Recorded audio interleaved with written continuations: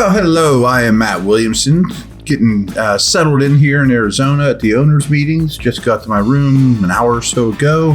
Haven't had a chance to chat with you about the Zach Gentry news, so I wanted to make sure we did that before any of the festivities take place here in Arizona.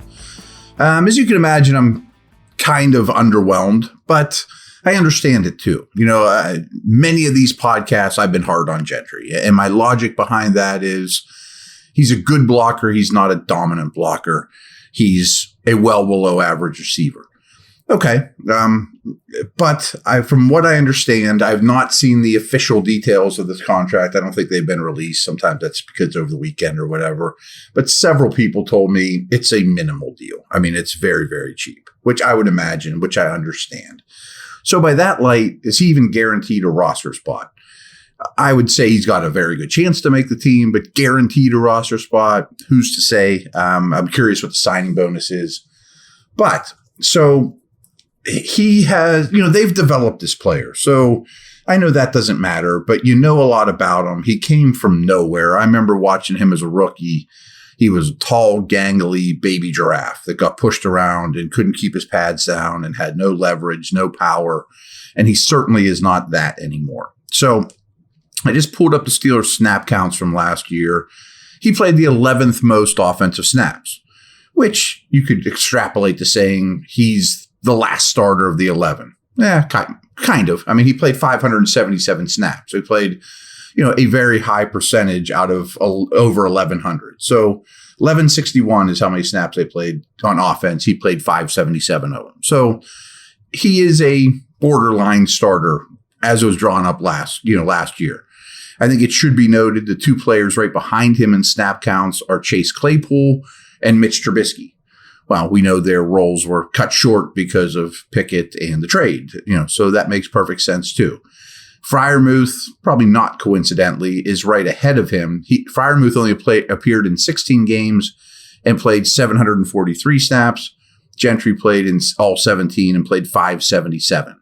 So that's not a 50-50 split. I mean, Freiermuth is the guy, and correct me if I'm wrong, but I think there was like a 3-game stretch there, including the one he missed, where Freiermuth was really playing with a foot injury and borderline should not have been on the field. So I don't think this is anything close to a 50-50 timeshare. Here's what NBC Sports says, and this is the only report I've been able to read so far. Gentry stays in Pittsburgh after starting 3 of the past 4 seasons as the team's number 2 tight end. Gentry's return reduces the chances of an every down role for a third-year Pat Freiermuth. That's what I disagree with Gentry seeing a 50% snap share last year, as I mentioned.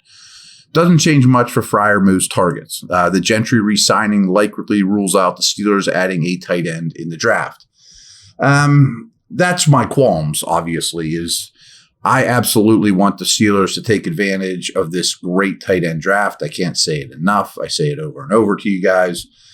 Now, I'll snoop around here while I'm in Arizona and get a better feel for this. But the way I interpret it is if you're going to play a lot more 12 personnel, 1 back, 2 tight end, 2 receivers, as they did with great success, Gentry being that second tight end post Claypool trade, I think you're much, much more apt to keep 4 tight ends. And that could be the expense of a fullback because I think Connor Hayward isn't like the others. I think he's as much fullback as he is tight end. I think he's Kyle Juszczyk. And the signing of a Landon Roberts, who played a lot of downhill banger fullback for the Patriots, might just mean you don't need a fullback on the roster. Or you could find a roster spot somewhere else, one less safety, whatever. So if you're going to but if you're going to have a higher percentage of 12 personnel, I think 4 tight ends makes all the sense in the world, especially because Hayward, I mean, he's under 6 feet tall and he's not anything like Gentry. I can't say this enough. Gentry and Hayward walk in the room, you would never think they play the same position. And in reality, they don't. One's going to be a movement behind the line of scrimmage player. One's going to be on the line of scrimmage as an inline Y, Gentry. So before the Gentry signing, when I looked at the Steeler tight end targets in the draft, I concentrated on Mayer from Notre Dame, Washington from Georgia, the big inline guy that allows Freiermuth to be more the move tight end. But now maybe you do take a Kincaid, who's just a great receiver, and that eliminates a lot of your slot receiver issues. So I think of this signing, and I am looking through it through a glass half full analysis, which I assume they are too, or they wouldn't have made it. It allows you to take any style of these tight ends, where I thought they might, if there's a dozen really good tight ends in this class, which I think is about accurate, there were 7 or so that were the inline replacements for Gentry, where now you might be open to taking any of the above. So I don't see it that way. I hope they don't see it that way, that, we're done at tight end. So that's my take on it. I don't have a big problem with it. It's not a massive investment. It's not, I think people are looking too much into it, that, there's no chance they draft one or any of that stuff, because they're eliminating needs quickly, and you're going to have a pick where there's the best player on the board is a tight end. You should be able to do it. So I got to take a little break here, and then I have some cool tight end related stuff to talk to you guys about.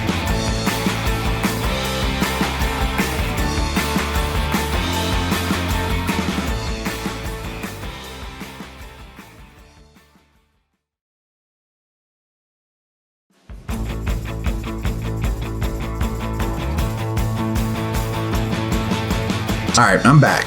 And Warren Sharp's one of my favorite follows. Super analytical dude. He's got his own website, heavy into betting, all kinds of good stuff.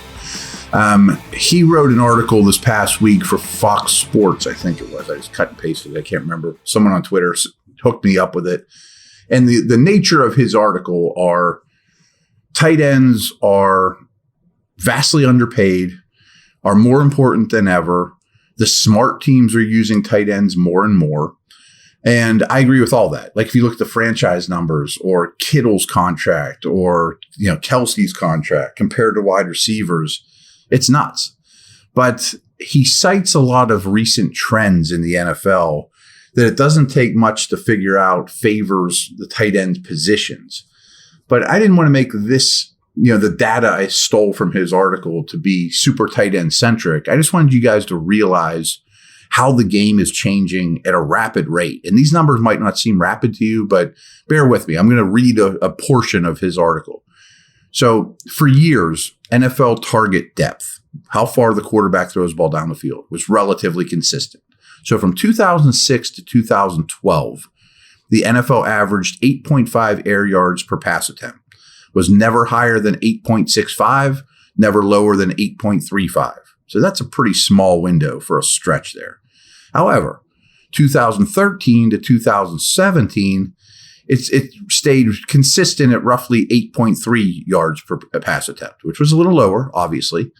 But starting in 2018, target depth has slowly and consistently declined. So I'll show you the numbers here in a minute, but quarterbacks are throwing the ball shorter and shorter and shorter.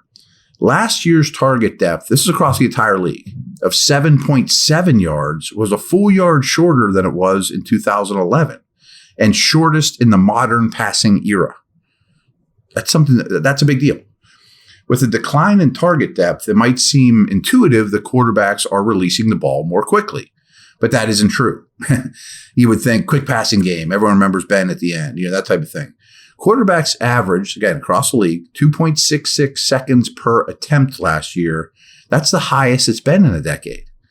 In 2014 to 2017, time to throw was in the 2.5 second range. Tenth of a second is huge, by the way, folks. Only 25 attempts came after 3 seconds.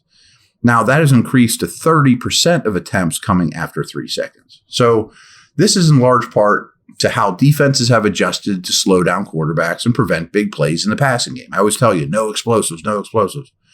The shift in defensive philosophy has been massive even over the last 3 years. Blitz rate, once up in the 29 to 30% range from 2013 to 2015, are down to 25 to 26% the last 2 years. So they're down up almost 5% blitz rates from defenses, bringing a fifth or extra pass rusher. In 2020, man coverage was used 31.1% of the time.